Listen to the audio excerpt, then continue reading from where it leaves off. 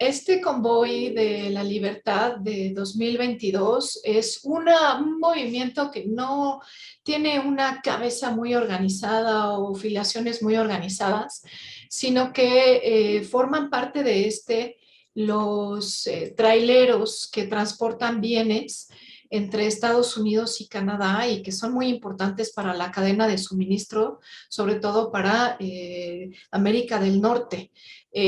Por ejemplo, cruzan y uno de los puentes que paralizaron fue el que tiene frontera con Detroit y se vio en la necesidad de disminuir la producción porque no estaban pasando los bienes. Son traileros, camioneros, que no están de acuerdo con las disposiciones del gobierno canadiense del primer ministro Justin Trudeau sobre la vacunación para aquellos que estuvieran cruzando justo la frontera de Canadá a Estados Unidos y entrando de Estados Unidos a Canadá por el contagio de coronavirus. Ahora hay que decir que en febrero los contagios eran de un 0.07% de la población. Canadá es uno de los países que más vacunación tiene. El 85% de la población está ya vacunada, por lo menos con una primera dosis. Y bueno, el tema es que un porcentaje de los traileros no quería vacunarse y esta disposición fue obligatoria. Eso es lo que motivó el convoy. Entonces se organizaron, repito, de manera no muy centralizada, pero utilizando la facilidad de las redes sociales, se empezaron a organizar para ir de distintos lugares hacia el Parlamento canadiense. Y llegaron a la ciudad de Ottawa y pues ahí se estacionaron. Tienen o tuvieron en estas 3 semanas que estuvieron ahí diversos apoyos. La mayor parte sí vino de Canadá, pero también tuvieron apoyos de muchos miles de dólares por parte de individuales en Estados Unidos que apoyan pues que esto no sea obligatorio, que no sea una medida obligatoria y todo inicia por la vacuna obligatoria, pero se le suman distintos elementos de todas las restricciones que se han impuesto en Canadá durante la pandemia, que ya cumple próximamente 2 años. Entonces, tuvo muchas personas que apoyaron este convoy. De hecho, hubo algunas plataformas a las que se empezaron a enviar los fondos.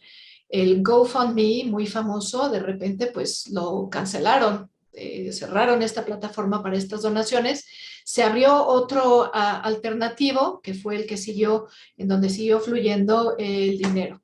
Hay muchísimas aportaciones que se dieron de individuos con lo que podían aportar, aportaciones pequeñitas, pero sí hubo aportaciones de varios miles de dólares, como ya había mencionado, por parte de canadienses, pero por parte también de Estados Unidos, que no están de acuerdo en coartar las libertades. Este tema tiene que ver más con libertades que con alguna razón científica que declare que definitivamente hay un estado de emergencia, que fue lo que declaró el primer ministro Trudeau.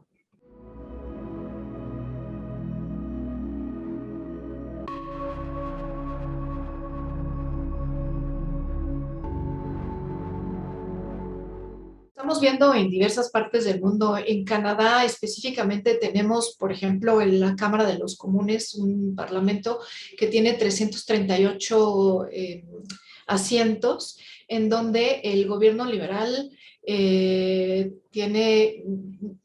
una, como se le llama ahorita, una minoría, y de hecho el haber puesto a votación este tema pudo haber hecho que se llamara elecciones para primer ministro. Esto no sucedió porque finalmente se le dio este voto de confianza, pero se divide principalmente entre conservadores y liberales. Cada uno tiene sus asientos. Los liberales tienen 159, los conservadores tienen 119 y finalmente los liberales apoyan, aunque el estado de emergencia declarado por Trudeau fue criticado también por la izquierda y por asociaciones de derechos humanos porque estaba cortando libertades individuales. Finalmente, la votación que se ha dado apenas ayer en la Cámara de los Comunes es apoyada por el gobierno liberal y por el otro partido de la izquierda, que es el nuevo Partido Democrático, y que eso le da finalmente el voto para seguir proponiendo este estado de emergencia durante los siguientes 30 días. Salió con una votación de 185 por y 151 contra, y en el bloque contrario, como lo menciona, tenemos al Partido Conservador y al bloque quebecois, que están en contra de la restricción de estas libertades. Hay que tomar en cuenta el antecedente de invocar el estado de emergencia. Eso lo hizo Justin Trudeau Sr. en 1970, pero bajo un contexto en el que había terrorismo por parte de esta facción de Quebec de extrema izquierda que secuestró a dos figuras prominentes en ese momento. De hecho, a uno de ellos lo asesinaron, el otro lo soltaron después de 50 y tantos días. Y fue en ese contexto que entonces se emplea por primera vez estos poderes extraordinarios en donde el gobierno no tiene que preguntarle a nadie y la policía cumple las órdenes que da. Ahora, Trudeau hace esto mismo en un contexto de una protesta pacífica, en donde estas personas de la comunidad de los traileros y los camioneros se unen en protesta por algo en lo que están en contra, que es la vacunación obligatoria, y de ahí toda la serie de restricciones durante la pandemia. Entonces, no entiende uno por la lógica del estado de emergencia. Sí, por supuesto que tenían bloqueados este puente, que llegó la policía y finalmente los quitó rápidamente después de una semana, pero a las 3 semanas de que estaban alrededor del Parlamento, invocan estos poderes para que la policía llegara y los quitara, que fue lo que sucedió este fin de semana. Pero no nada más van y quitan a los trailers y meten a la cárcel a estas personas que estaban manifestándose de manera pacífica, sino que además dan autorización sin ninguna orden judicial de congelar las cuentas de los individuos que están tanto apoyando el movimiento como los que están protestando. Esto a mí se me hace una violación a las libertades inusitada y me parece muy preocupante que venga desde un gobierno de un país que consideramos democrático y uno de los principales ejemplos de este tipo de gobiernos.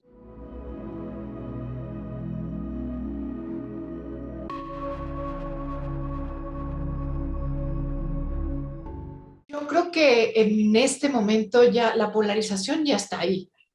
Aquí lo que sucede es que cualquier cosa puede detonar que haya esta exacerbo de ánimos. En este caso, en Canadá, es la vacunación obligatoria y los canadienses que formaron este convoy de la libertad dijeron, no señores, nosotros no nos queremos vacunar.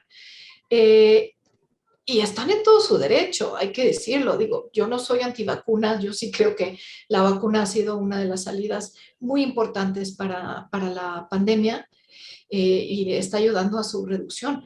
Pero hay quienes por distintos motivos personales, religiosos u otros, no están de acuerdo en vacunarse. ¿Y por qué va a venir un gobierno a obligarme a mí a tener una vacuna? Ahora, claro, tú estás ahí en todo tu derecho de decir, no me vacuno, pero entonces, ¿qué pasa? Pues pierdes tu trabajo o ya no te dejan cruzar o entonces ya te cambian de sector, o, vamos, distintas salidas. La polarización existe, esta polarización tampoco es que nos vayamos a la extrema derecha, como quería hacer creer el primer ministro de Trudeau, que dijo, claro, es que esta es una minoría y además esta minoría está conformada por personas que están mostrando la suástica del nacionalsocialismo, cuando en realidad era un grupo muy pequeño y que esa suástica que mostraban era protestando contra estas medidas y diciéndole a Trudeau, eres un autoritario, no te vuelvas como Hitler. Y eso el primer ministro no le importó. También mencionó, siempre salen en estas manifestaciones grupúsculos, llamémosle así, de gente que dice, sí, yo estoy apoyando a los traileros, y entonces van con su bandera de los confederados de Estados Unidos, y van con estas pancartas de grupos extremistas. Siempre los hay en todas las manifestaciones, pero ahora, que digamos en general que este movimiento es de extrema derecha, no, la verdad es que fue un movimiento genuino, y si vemos las distintas entrevistas que hay en los medios de aquellos que participaron en este convoy, era gente que en su vida había participado en una protesta, pero que en esta ocasión decidió que era fundamental hacerlo porque estaban violando sus libertades individuales. Entonces, aquí vamos a continuar viendo este movimiento. Ya hay también un convoy. Vamos a ver qué tan organizado y qué tan lejos llega en Estados Unidos hacia Washington, que se dice que está planeado para llegar el día de State of the Union el 3 de marzo, otros dicen que va a llegar la semana siguiente. Vamos, no es un movimiento organizado, como tampoco lo fue perfectamente organizado el de Canadá, y que se manifestó en otros puntos de Europa, pero también en Australia y también en Nueva Zelanda, porque la gente finalmente ya también está cansada de las restricciones de la pandemia. Y se ha visto en unos países mucho más que en otros a gobiernos que están imponiendo muchas restricciones, y en ocasiones estas restricciones ya científicamente no se sostienen. Entonces, lo que estamos viendo en Canadá es esto, pero quizá el mes siguiente tengamos algún otro tema que haga que haya otro convoy de otra naturaleza, y que en donde se muestre la polarización de la población. Aquí finalmente muchos canadienses ya estaban hartos de la protesta porque finalmente es irrumpir en la cotidianidad de una ciudad y de distintos puntos en donde esto se da. En el puente Ambassador, bueno, pues ya los quitaron y eso permitió otra vez el flujo de servicios, pero vamos, hubo una semana en donde esto estaba completamente paralizado. Los mismos participantes en el convoy no creían que los hubieran dejado tanto tiempo estar ahí sin más. Pero a mí se me hace sí ya un extremo invocar estos poderes extraordinarios y que con la mano en la cintura el gobierno diga qué tienes que hacer, cuándo lo tienes que hacer y encima de todo hasta congelar tus recursos financieros. Eso a mí, además de que ya van más de 50 personas que están en prisión desde este fin de semana y las que se vayan acumulando, ¿no? Eso a mí se me hace completamente antidemocrático, antiderechos humanos, anti lo que me digan que la izquierda normalmente pone como su bandera de principales eh, actividades y defensas.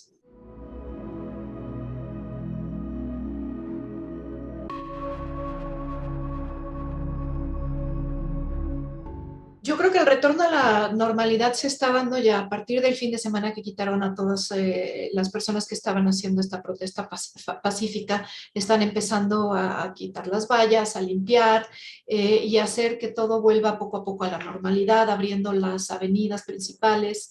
Todavía tienen cerradas algunas. Eh, Hay analistas que justamente se preguntan qué sigue. Si este movimiento de los traileros va a tener algún significado político en un corto plazo. A mí me parece que no, en tanto, uno, que el gobierno haya mostrado este brazo duro y haya mandado a la policía a reprimir la manifestación pacífica, porque eso es lo que hicieron. Esto va a disuadir cualquier tipo de movimiento posterior. A lo mejor se crea alguna coalición, pero sinceramente no creo que llegue mucho más allá que quizá un apoyo a las causas, en este sentido, a las causas conservadoras, porque finalmente es el gobierno liberal el que está proponiendo el estado de emergencia. El día de hoy se votará en los senadores continuidad de los poderes por los próximos 30 días. Normalmente no esperamos sorpresas, esperamos que lo aprueben. Y yo esperaría que en 30 días esto se termine y se pase a otra cosa.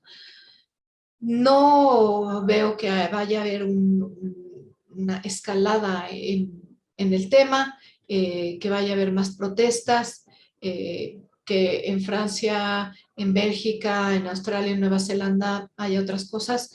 Bueno, recordemos, en Australia también ha sido uno de los más restrictivos de la pandemia.